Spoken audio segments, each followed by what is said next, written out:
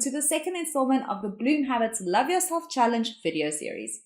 I'm your host, Nadia Engelbrecht. I'm a life design coach and the founder of BloomHabits.com. Both as a coach and on the website, the work is always about finding new and interesting ways to bring more love, more joy, and more excitement into your world. Today I spoke to Michelle van Straaten. She is a yoga teacher currently based in Johannesburg, but she has been working with nature and with yoga for the past 18 years. Having attended countless classes, many workshops and retreats, I can say without a doubt that she has profound knowledge on the subjects. Today our conversation was predominantly about movement and how it is a conduit to get you out of your head and into your heart.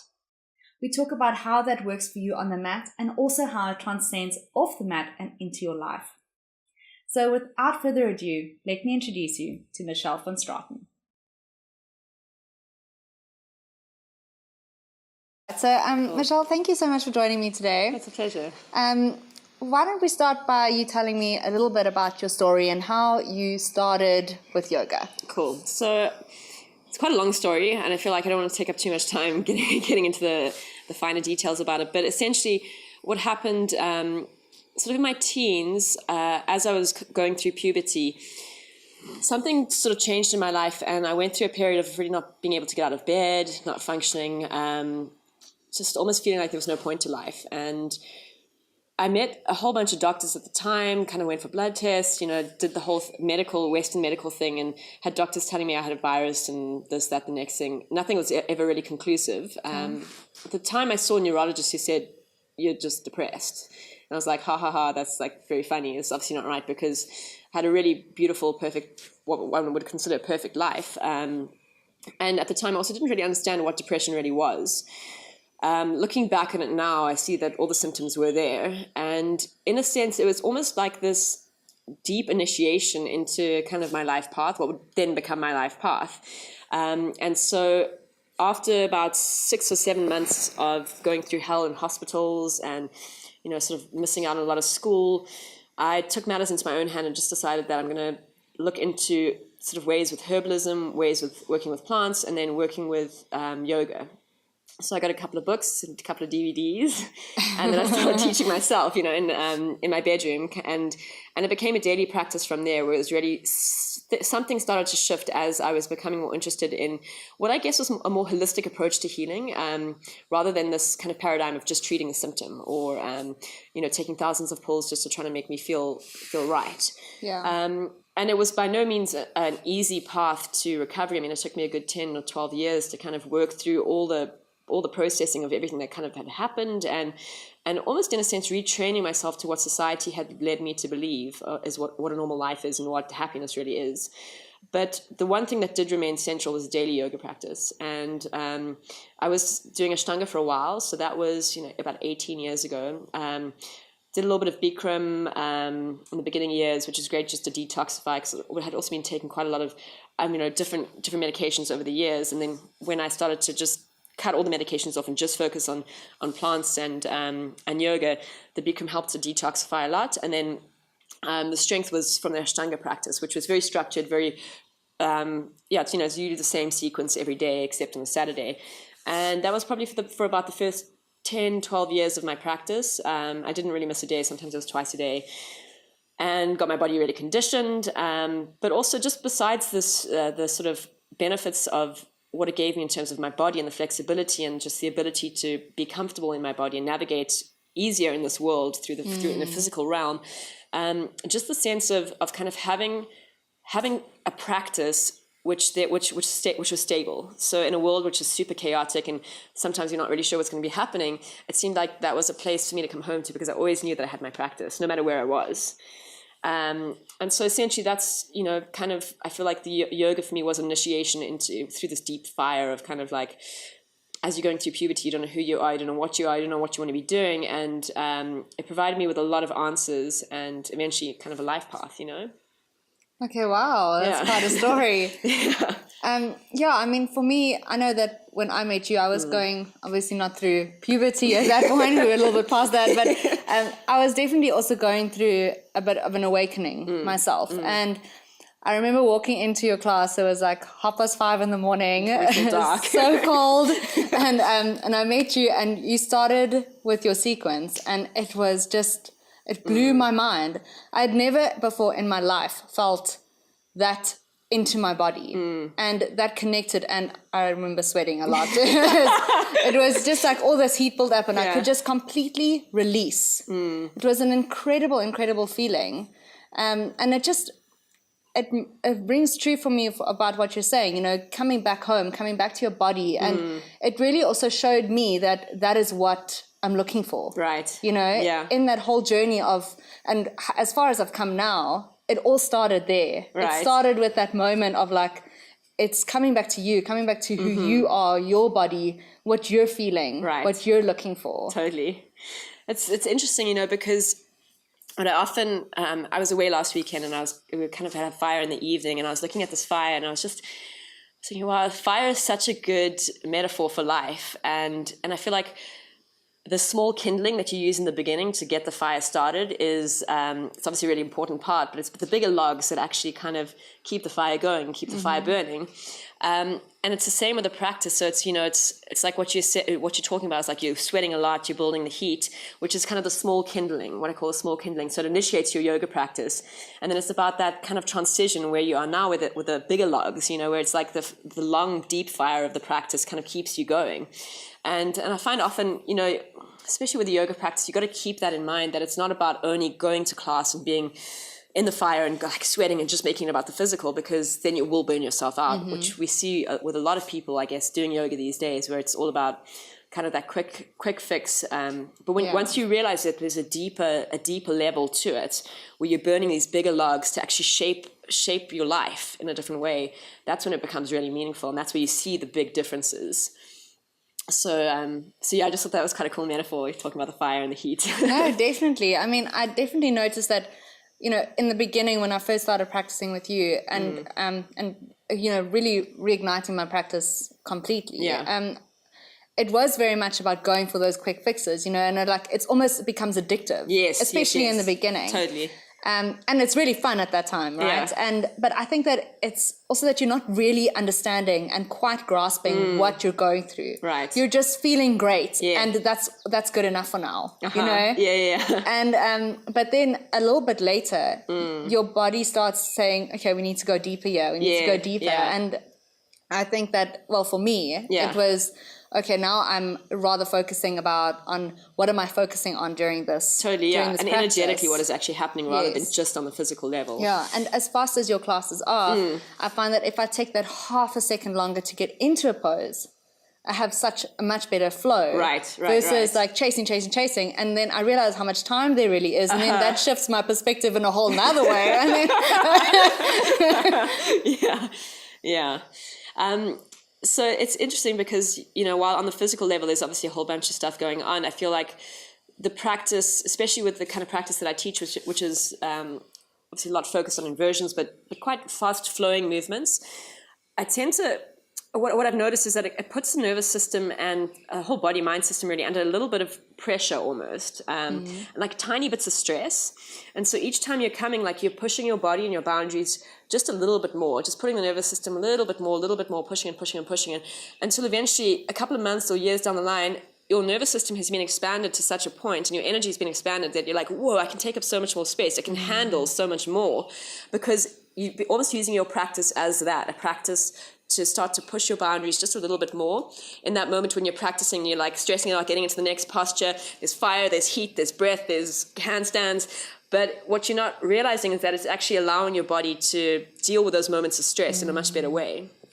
And then obviously, you know, from a kind of a deeper, more energetic perspective, working on this idea of heart center, which we were speaking about earlier. And most of my approach to basically, and since I was a teen, it's been readjusting myself to a more heart-centered approach to life in general, to creativity, and to really learning and just to being more in heart space and finding. I mean, it's still a continual process. It's like it's so easy to get stuck back in the head, and when I'm teaching, I've never been able to plan a class. I've never been able to work from, because I find that I get too stuck in my head then, and it doesn't, the energy doesn't flow.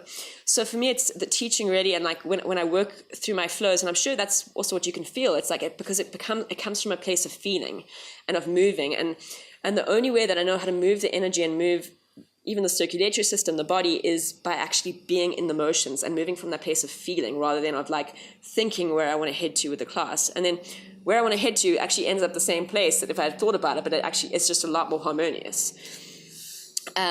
So yeah, I mean, I guess also then just looking at kind of the heart as an organ of perception is a really interesting thing for me. And this idea, I was looking at the Chinese say that the spirit lives in the heart. So in the four walls of the chamber of the heart is where the spirit lives.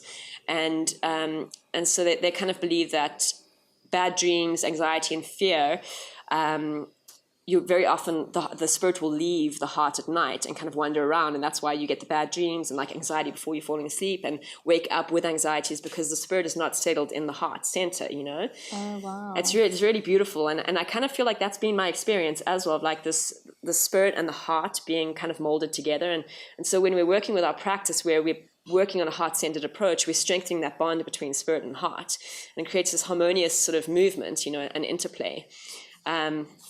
And then just, I guess for me also just like taking it to the next level, and then inverting things and moving things upside down, and kind of playing with that flip of perspective. So literally flipping perspective, but also just taking the physical pressure of gravity off the heart, allowing the blood to just kind of reset itself and the whole system just to get a bit of a refresh.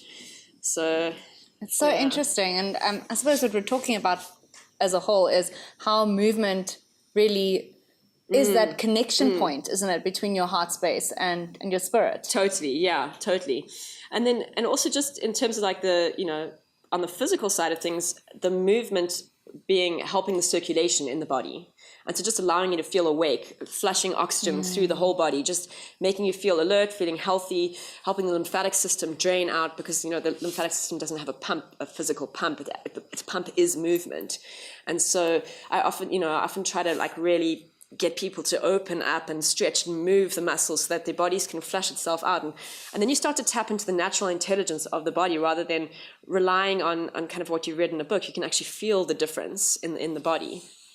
So yeah, I mean, I guess the yoga practice works on all of those levels. And I found for me, it all is tying back to this idea of heart center. At least my practice personally, it's about heart center, about that fire and that play between using the small kindling and then the big logs. And that's been a really long process. And I'm still discovering that, because, there are times where it's like, I'm feeling really bad, I'm just going to do like a quick practice, and then I actually end up feeling more tired afterwards because I was kind of coming from the wrong place. So yes. I guess that's part of the wisdom of practicing and of movement, and using movement in the right kind of way, so that you understand what you're doing and why you're doing it, and not acting from a place of the head being like, oh, I need to do X, Y, Z, but actually feeling like, okay, what do I feel right now? Like, what do I need?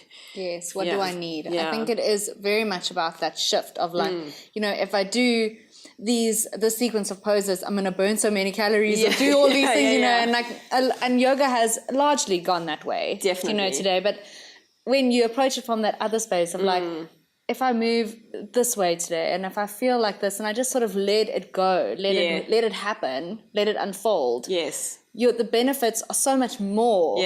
Than what you would have intended for. Totally. And that's why I find for me, one of the biggest parts to helping me to get into that space, because I tend to get quite fixated I have a very like logical approach to a lot of things, and I tend to get quite fixated on like the end point or the purpose and the goal. And I found what really helps me, and that's why music is such a huge part of my classes. I mean, I'm sure my playlists are like, I take a lot of time in them, and music is such a big part, because it helps me to get completely out of my head and into my body, because I've always been into dancing and into using music to move and to get out of here and into here. Right. And so the music for me, it's if I'm uncertain of how to move or what to move, or things aren't working, just put on music and just move. And that's why with my classes as well, not planning it, just putting on the music, and then as soon as my playlist starts, I'm like, okay, just can slide into the movement, because I find that helps me to completely switch out of the head and get right back to just being in the moment and feeling. And then the body's natural wisdom takes over completely. Wow. You'll know how to move, you'll know where to move, and you'll kind of you'll feel into things, and hands will express themselves in a certain way to like activate meridians, and there's just so much intelligence happening in those moments that we're not even aware of. Just trusting that, and kind of tapping into the things that really help you to move in a way that's not from the mind but from a place of actually feeling this. So amazing, because I've been actually about that whole nourishing and about your body expressing itself in a certain way. I've been tuning into that a lot more lately, of this intelligence of your body. And the more you think about it, but feel about it, the more you express it and you allow things to happen rather than just do it, doing it. I really find it opens up new possibilities to my day, new opportunities to my day. And it's not necessarily huge, big, massive achievement things that happen, but like little shifts of my mind that like make my days easier, makes my weeks easier, makes everything but more graceful. Totally, yeah, graceful, that's a beautiful word. Because you're not fighting it. And I think that until you realize this, right, it doesn't feel like you are doing anything wrong. Yes. Everything seems perfectly fine. But as soon as you tap into that wisdom, that intelligence, that you are not in control at all, and as soon as you let go of that control that you think you have, you actually release all this energy to lead you to places that you didn't never even know have possible. Yes, exactly. One thing I have found with that though is that because I feel like a lot of people say, well, how do you actually make that switch? Like, how does that come to be? And what I've noticed is that you have to have a practice that starts somewhere. It's like some people will have awakenings, or some people will have realizations drop in without having any exposure to these kind of things. But for the most part, what I've seen with people is they started on a path, they were attracted to it for some kind of reasons, say meditation or yoga practice, and for years and years it never really clicked. But then all of that work that you're doing, firstly on the physical body, creating new pathways, movement pathways, new pathways in the brain, eventually one day something does click, and then like you said, then the pathways start to open up, and the wisdom can then take up those pathways, because without actually mapping out those pathways first through learning the new skills, because essentially what we're doing is retraining our bodies and minds to act from a place of love and compassion, and not so much a solar, this like masculine solar powered way, but really just inviting the wisdom of the body to flow as it is, to be receptive and to receive. And the only way you can do that is by learning how, and then just trusting.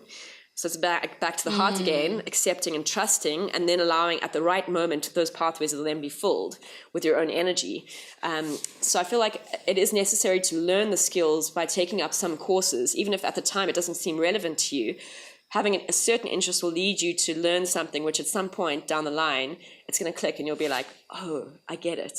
Yes. And all of those things merge together in this one moment, and it's like, wow, it's like the ultimate like creative orgasm. It's like, whoa, like this is like amazing. I totally get what you mean. Yeah. Stunning. I love that. What would you say are some easy ways that people can can use to access a little bit of that spark? Maybe start that journey for themselves. I mean, I think the most important thing is to start to tap into that dropping into heart space rather than head space. So what I kind of feel, what I call thinkingness as opposed to feelingness. And so there's a couple of ways that you could do that. I mean, sitting in nature is a really great way to connect to the feelingness. And it's oftentimes just sitting in the garden and just sitting and feeling, and then opening your eyes and connecting with a certain plant. And then rather than thinking about the plant from, this botanical perspective and, the shape of the leaves, XYZ is classified as a whatever, just looking at it from a point of like, wow, that's, I'm attracted to this plant, and like, what is it telling me? It's spiky, the colors of this, the colors of that, and feeling into what that plant is telling you, what nature is telling you. And that's a really good way to start to differentiate, because it's a different feeling in the body. Once you start to tap into, when you're thinking about something and you're getting the logical download, it's a very different feeling to when you're getting that from heart space. You're really connecting with the organ. The heart is an organ of perception. And so nature for me is a really great way to start to initiate that process, sitting in nature, sitting and feeling, just being receptive, and again coming back to the feminine quality of the heart, being receptive, being forgiving, accepting, and so kind of seeing those patterns and pathways reflected around you in nature. And then, of course, yeah. Okay. No, I just want to ask you something about that feminine side. I actually wanted to, you mentioned it a little bit earlier as well. And it's so interesting for me, this whole balance between yin and yang, right? And especially in yoga, we have the yang practice and the yin practice. Right. But both to me seem, and especially in talking to you now, are pathways to actually awaken more of your yin side, wouldn't you say? Yes, definitely. And I think certainly in this day and age that we're in at the moment, where we're so yang, like it's so yang, so yang. Even on our smartphones, it's like this instant gratification all the time, this quick like need to do things. And what I found for me, so it's like I use the yang to ignite the yin in me. So it's we talk about like igniting the circulatory system, which helps the heart pump, and then but the heart nourishes itself first, right? So that's the yin component. It's nourishing itself. It's like receptive. It's looking after itself first. But then in being super receptive and being super nourished, it can feed the rest of the body with this yang. When you're pumping with circulation, you're moving yourself, you're using that yang element. But I think that without being firmly grounded in that yin, that soft, the receptive, and ultimately it's that that trust, you know, that and the trust and the forgiveness, and without being firmly rooted in that, the yang is going to fire and like blow a gasket, because there's just too much power there. There's too much power, and ultimately, if you haven't worked through the blockages of, you know, that the yin sort of softens those blockages, it can be quite a disastrous situation. So, at least in my experience, for sure. I mean, and I think that you're right. It's like the yang, it is igniting the yin. Maybe some people disagree, but definitely my experience. I definitely think so. I think that it's a little unfair sometimes to yang, you know. No, but there can't be one without the other. And that's the thing. It's it's like our culture and everything around us in this world is so yang driven. So it's now really up to us to find that within us to come back to a place of being soft and receptive, and to be able to be of service to the community, be of service to ourselves and to others, because we've developed that state of softness and compassion within ourselves, but we know how to use the yang to fire that up, you know. Definitely. I think, I mean, I've been talking about it for a while as well, is that, you know, the masculine energy is something that we've all grown up with. And because we're so accustomed to it, because I mean, you know, well done, you've done your first steps, and well done, you've done this, and well done, you've done this. And, you know, and by the time we reach 20s, 30s, I mean, all you know to do is push. Right. And it's not that energy is bad. I mean, it helps you to achieve amazing things in your life. Yeah. But I think it's about having the perspective of yin and allowing that energy to feed back into you. Right. And using yang in a way that allows you to be rather than to just get. Exactly. Yeah. Yeah.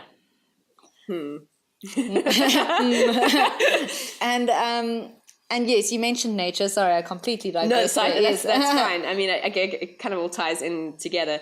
So we're talking about practices to kind of recenter. So the nature one is a great one for me, because that's dropping you back into that space of being receptive and of heart perception. And then obviously breathing. You know, breathing is a really, really good one. Just to be able to connect to breath, which so few people actually do. So breathing through the right nostril only if you want to kind of activate yourself and get really alert, or breathing through the left nostril if you need to calm down. And you could just do like 3 to 5 minutes of that, you know, just deciding which nostril, like what am I super activated right now? Do I need to try go to sleep? Okay, breathe through left nostril, the lunar channel, you know, the feminine side. Or do I need to be super activated and then breathe through the right side? And then we were speaking about also a little bit earlier practices connecting breath to heart center. And there's a really cool pranayama, Sitali pranayama, where you make a straw with the tongue. So I'm going to demo it. Make a straw with the tongue, and then you inhale and exhale through the mouth. So it looks something like this, like.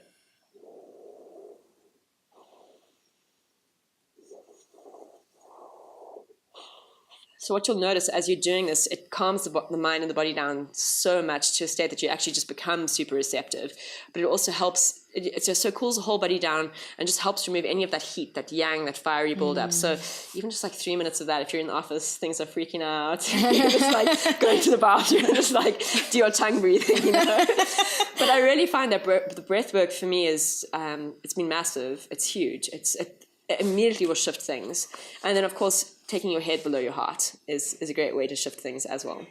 So those are the 3 things for me that time and time again will always pull me back to center. And by what I mean pulling me back to center personally is definitely pulling me back to a state of being receptive, because by nature I have a very fiery nature, and I'm very driven. So part of my practice has been to learn to kind of not be too overly passionate about things, and to also just like wait for them to come to me. And so I still use my very fiery practices, but in a way that's kind of, I try to use them to balance and get back to center more than I am to push in a certain way. So the inversions, just putting head below heart, and that can even just be in a forward fold, standing forward fold. Right, you don't have to be an acrobat to make that happen. Exactly, not at all. I mean, if you want to be, you can. You can, sure. yeah. It's not more fun. Yeah. So definitely, those three things I would say are invaluable. You also mentioned a bit earlier about music being a very big trigger for you. Totally. And it really is for me as well. Yeah. I mean, I know, music, I'm not a very musical person. I wouldn't say that. Don't know all the cool bands and everything, but I do know that if I hear a song that I know that I can sing to and that has a nice beat and makes me feel good, I'm a different person. If I was having a mediocre or maybe not a great day, I'm elevated to a whole new height level. Just because of that song, just because of that ability to live yourself into that. I'm not sure whether you have the same experience. So, I mean, I think it's a really interesting one for me, because obviously music is a huge part of my life. It's one of my biggest passions besides movement and music are my two passions. So there's a couple of things with that. Firstly, I think the act of singing and just being able to, even if you don't have a good voice, just singing, opening up here, singing from heart and opening up through here is extremely liberating, and it just kind of resets the whole body mind system. And then I think on a deeper level, vibration, and part of my practices, I also do a lot of Kundalini yoga, and we call the NAD, which is a sound current, NAAD, NAD. So a lot of Kundalini is using mantra and using specific songs with a certain vibration. And I have to say that, it's, I don't really like cheesy music or anything, but the thing with Kundalini music is the vibration, and not that it's cheesy. I mean, some of the music is, I find not of my, I wouldn't listen to it all the time, but there's something about the Kundalini music and the mantras that pull you back straight away to center. It's that sound current, that nad, which holds you. And when you're chanting with a whole bunch of other yogis, that sound current and vibration pulls you right back. It actually carries you. And once you've experienced that, you can never really go back, and it's, and so I think and that's obviously the extreme end of it, because they're really working so mindfully with these high frequencies, and these frequencies which are very specific to ignite things in the body, and these mantras and the sound, the way that the mouth moves, the way that the tongue hits the palate, and then the way that the sound is articulated and how it vibrates in the body. It's changing all the hormones, it's changing everything in your body. It's actually physically changing you. So, I mean, that's on a very deep spiritual level. And then on the more superficial level, when you're singing along to a song, it's doing the same thing. It's vibrating, you're creating vibrations which are making all your little organs, like all the little things in the brain, like they're all moving in different ways. And so you're starting to bring back that natural harmony of the body to move and to find its own resilience, Definitely. Yeah. I think what you're saying is that the body is really an instrument for that. Definitely. And it's amazing how you can go really basic and just sing along to some pop song on the radio and feel like some elevated, a little spark of that, which might feel a massive change to you. Yeah. But you can also go so technical and so deep with it. Definitely. To really elevate you probably on a much longer term and much more permanent. It's very interesting. Yeah, totally. So I am busy compiling a bit of a playlist. Okay. Of happy music. Yes. And I was wondering whether you have anything to add to this playlist, or what would you say is a great way to add to that happiness with music? Okay, yeah. So I was kind of thinking about this question, and it was a little bit of a spanner in the works for me, because generally I'm listening to a lot of music, but at the moment, since I'd say the past maybe 4 months, I've been composing a lot more of my own music, playing guitar a lot more, singing a lot more. So listening to other music has kind of taken a back seat. So currently I'm mostly just singing my own songs, which are I mean, I guess someone would call them more medicine songs, kind of like channeled from nature, stuff that's just come through me. So it's basically really been working on refining those songs. And I feel like that's been really healing for me and really, really transformational, because sure, while I love to listen to other music at the moment, hearing a vibration that's come out through me and through chords that I've put together, melodies that I've put together has shifted everything. It's kind of like pulls me back into being centered. So I can't really add to your playlist other than maybe like at some point singing a song and playing one. I'll take you up on that okay. sometime. Maybe the last class that I teach in South Africa, I'll whip out my guitar. We'll see. Great, I'll be there with my phone. Awesome. Yeah. And then one last question. Yes. If somebody was to watch this and they are maybe just beginning this journey, what is the one thing that they can take away from watching this video that you think is the most important thing?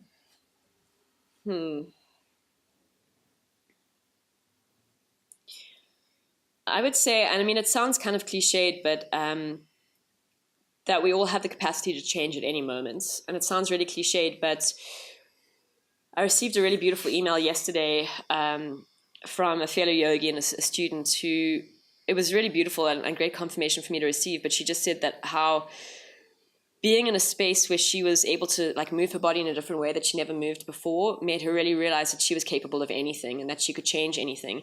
And that's what I'm realizing more and more. It's like, don't be afraid to just start to move. And even if it's in your own lounge, like you have the power to, at this moment, transform yourself, put on good music and just move your body in an authentic way. Allow your body to speak. And I think that you don't need anything to be able to do that. You don't ever need anything other than what you have. And where you are is where you can start. And that's the most perfect place. So I think really just having that trust in the process and just let your body speak, let the mind be still, let the body speak, and then let everything else follow from there. And at any moment we have the power and the capability to do that. Wow, that's stunning. I love that. So, I mean, because there's so many apps now, right? Of like to prompt you with sequences and so on, and they fill a great gap. I mean, not everybody has access to go to classes and so on, and to actually learn the practice. And in that way, it's really helpful. But it's also nice to actually put the app away, just put music on and move. Yeah. Love that. Yeah. Thank you. Pleasure. Michelle, thank you so much for chatting with me today. I've had such a good time. Yeah, it's awesome. Okay, so I realized that there was a lot of information packed into half an hour. So feel free to go back and revisit certain sections if you'd like to bring more of that practice into your life. I know that for me, when I made the shift from just pure exercise to meaningful movement, it made a profound difference, not only in my physical practice, but in my life overall. Once again, I'd just like to thank Michelle so much for sharing her story and her knowledge with us. Thank you to all of you for watching, and I'll see you again in the third installment.